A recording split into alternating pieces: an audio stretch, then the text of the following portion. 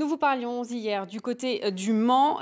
Les riverains de la ligne à grande vitesse Paris-Rennes ont manifesté leur ras-le-bol 8 mois après l'ouverture de la LGV. Ils veulent voir réduire la vitesse maximale des trains à 250 km/h contre 320 aujourd'hui. Seul moyen, selon eux, de réduire les nuisances sonores et de les rendre supportables. Morgane Trégouette et Lucas Baron se sont rendus aujourd'hui chez certains de ces riverains.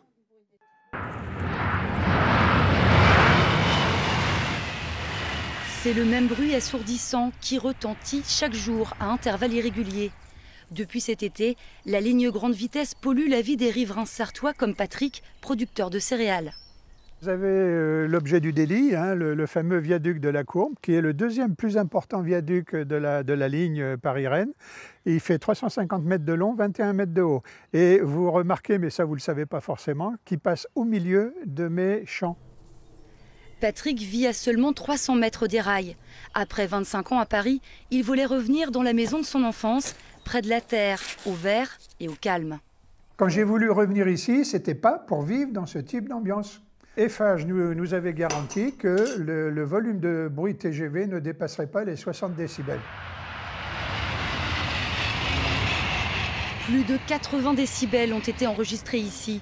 Michel et son épouse habitent dans cette maison depuis 42 ans et ils subissent depuis déjà longtemps les conséquences de la LGV depuis le début des chantiers il y a 7 ans.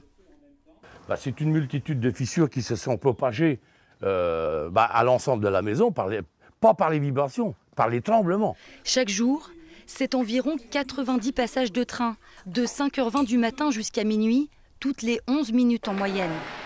Ces retraités ont aujourd'hui le sentiment d'avoir été trompés par Eiffage et la SNCF. Ils nous ont fait avaler la pilule en nous disant mille bêtises que ça ne fait pas de bruit, pas plus qu'une machine à laver et tout ça. On l'a entendu répéter et tout. Le résultat, maintenant, il est là. Et puis, il y a un autre problème. Elle vaut combien ma maison maintenant? C'est que personne ne s'occupe de ça. Michel, comme Patrick, fait aujourd'hui partie du CRI, le collectif des riverains de la LGV. Il compte bien participer aux prochaines actions prévues le long des voies le mois prochain pour se faire entendre aussi fort que possible.